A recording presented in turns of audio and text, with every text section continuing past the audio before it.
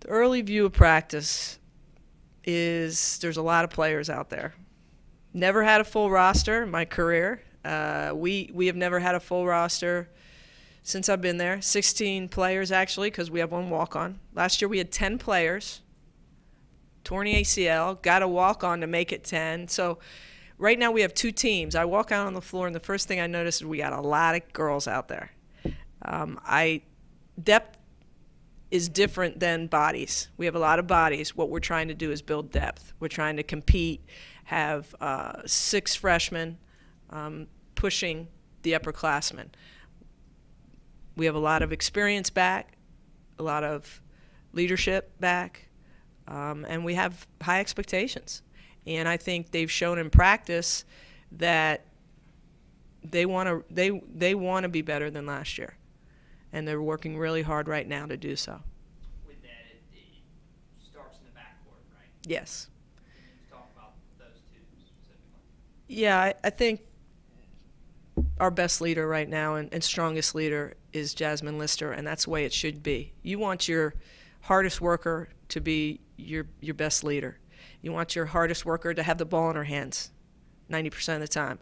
You want your hardest worker to be the kid everybody has to look at because she has the ball in her hands. So it's ideal for me, and it's ideal for our program to have your point guard as an extension of what you and your staff are looking for.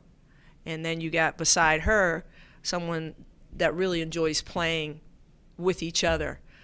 They're both really skilled players offensively, and what they're working on right now is just picking up their defense because they both can defend.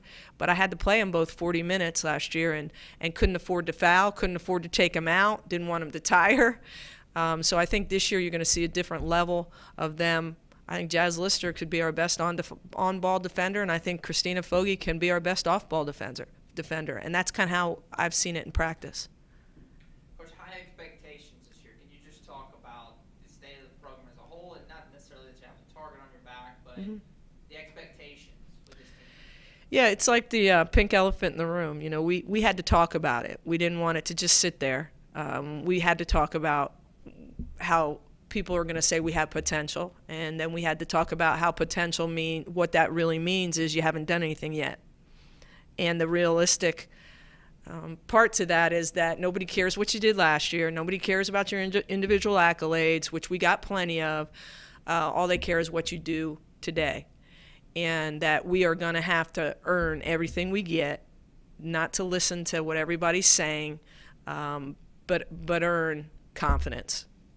And be ready to play early. I have a really tough schedule preseason, playing a lot of BCS schools on the road and on neutral sites to prepare us to compete for the SEC championship. Coach, you really led into my next question. Can you talk about that? Obviously, a mature team coming back, but how you use this preseason or non-conference to get ready for January, February, March. I saw at Oklahoma, at Southern Cal, there's some big names there. Yeah, you know, we beat Oklahoma at home last year, and that was a really big signature win for us. But this year we're going to play them on the road. They draw really well.